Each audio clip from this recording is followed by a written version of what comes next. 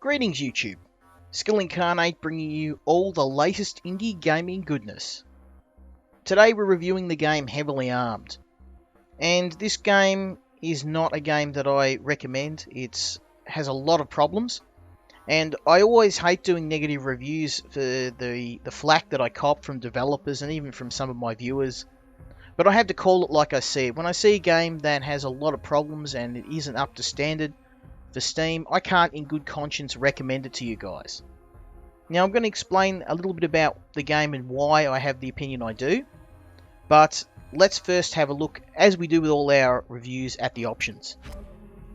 The options menu is pretty bare bones. We cannot change the controls, the sound levels. Really, the only thing we can change is the graphical details of the game. And the graphic settings are very good, but unfortunately there is nothing else to it. Another gripe I have is not being able to escape out of these menus with the escape key, and not being able to use the enter key or any of the other shortcuts you usually use to navigate in a game.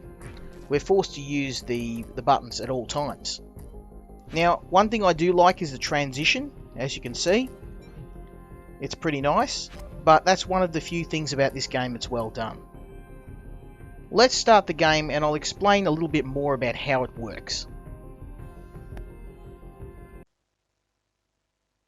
And here we are on the first level of the game. And as you can see, the story is presented in these comic panels, similar to the game Max Payne. There is no music, unfortunately, and the artwork was very jarring, to say the least. The story is simple, with you being an amnesiac who has been in prison for a reason you're unaware of. You've been released for some reason, and it's your job now to make it past this army of goons to get to your freedom. Now, if that was the only problem with the game, a simplistic story, that would be fine. But the execution of this game is lackluster at best. There are a laundry list of problems with this game, and we're going to start off with the enemy AI.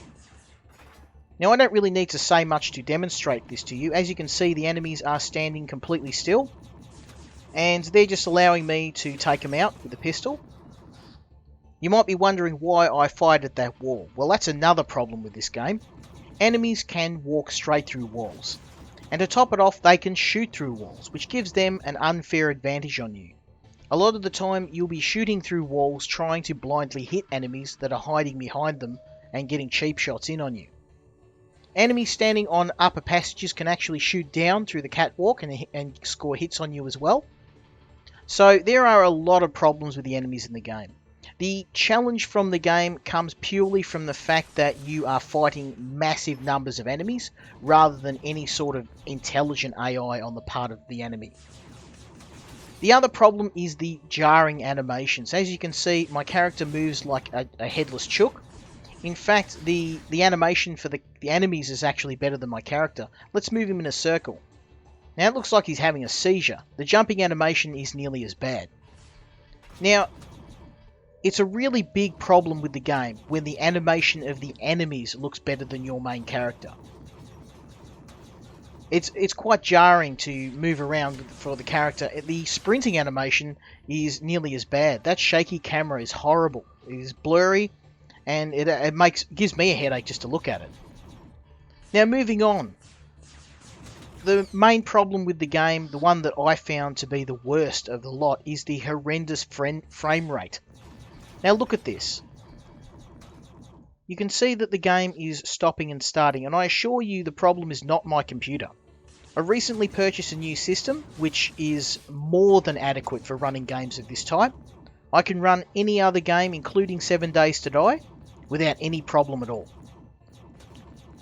There are massive drops in frame rate and massive lag spikes whenever large amounts of enemies teleport into the level. It doesn't help the fact that enemies can appear in packs of up to 50. Look at this. You can be instantly killed by a teleporting group of enemies just dropping in and running through a wall, giving you absolutely no clues to when they were coming. Unfortunately, that's the reason why this game is so hard. It's not because of any sort of challenge.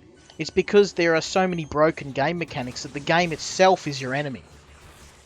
Now I wanted to show you a later level in the game because a lot of what you're seeing is pretty much the game.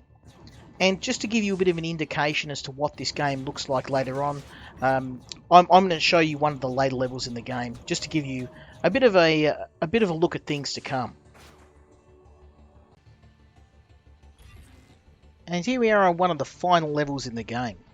And I wanted to show you this level because it is one of the nicer looking environments. But again, there's really not much else to say. All the levels are very bland. They're all much the same. And there isn't much in the way of variety, which is one of the problems in this game. There's no variety in the enemies. The tactics of the enemies, their weapons, all remain the same from beginning to end. There's only one boss in the game, and he's very easily killed with minimal effort at all. Now, I wanted to also mention the weapons. Now, you may notice that I've been using the pistol, and that's because the other weapons in the game are quite useless. They are very limited in their application. You can see there's an enemy up ahead hiding in the bushes. Now I'm firing at him with the shotgun. As you can see, the spread of the shotgun is completely random. It is impossible to hit anything unless it's point blank range. Now as you can see, I expended 8 shells before I had to hit him. The assault rifle is somewhat more useful. Using the assault rifle, you can hit stuff at medium range, but again it has some horrible range on it, and the pistol outclasses it in almost every way.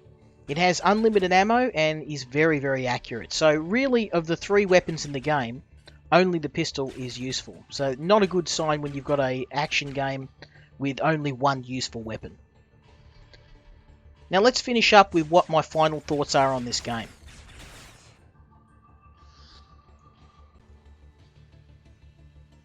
So what are my final thoughts on this game? And I'm going to base it, as I do with all my reviews, on graphics, gameplay, replayability, and value for money. Now first of all, the graphics of this game. They are very poor, let's face it. Your main character is rendered with a very strange facial design, and I believe that's because he's supposed to be a cyborg, but it could have been done a hell of a lot better. The enemies in this game actually look better than you, and their animations are better than you, which is a pretty big sin for a game, or a game of any type. Now the other problem is with the overall look of the levels themselves. They're all very drab, they're all the same, and there's really not much variety in what you see. This is supposed to be a science fiction future, and I'm really not seeing any evidence of that. Now next is the gameplay, and this is one of the big problems with the game. It's the enemy AI. And it's also the performance of the game itself. We get massive lag spikes in this game. And it doesn't matter whether you're running a supercomputer, you're going to have problems because whenever the enemies spawn, you'll get massive drops in performance, as you saw on the first level when I was playing earlier in the review. This game performs very poorly on any computer at all. And the lag spike can sometimes make the game debilitating to play. Now adding that on top is the complete lack of enemy challenge, because all of the enemies stand still. And the only reason why they can be hard to kill at certain points is because they can walk through walls. The developer seems to be aware of this because they've counteracted it by just adding large hordes of these enemies. And that's had the knock-on effect of causing the performance issues in the game. It doesn't seem to be able to handle large amounts of enemies in the game. And this is a problem with Unity, so this is a problem with Unity more so than the actual game. But the developer probably should have thought of a better way to adjust the difficulty of the game rather than having hordes of enemies. Now, next we have replayability, and are you going to want to play this game more than once? No.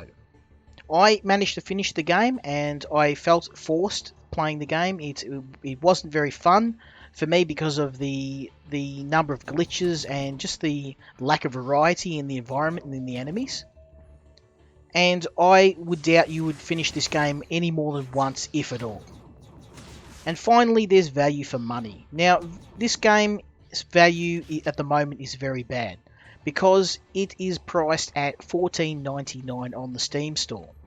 Now, if this was a budget game, if it was a $2 game, a $1 game, I played those games before, I could probably give this game at least somewhat of a pass.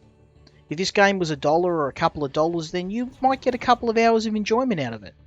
But for $15, when you can buy other games made on the Unity engine, such as the legendary 7 Days to Die, or even games like Rust or Subnautica, it's a no-brainer to go for those other titles. And they were also developed on the same engine by small development teams, and they were done in a lot better manner than this game.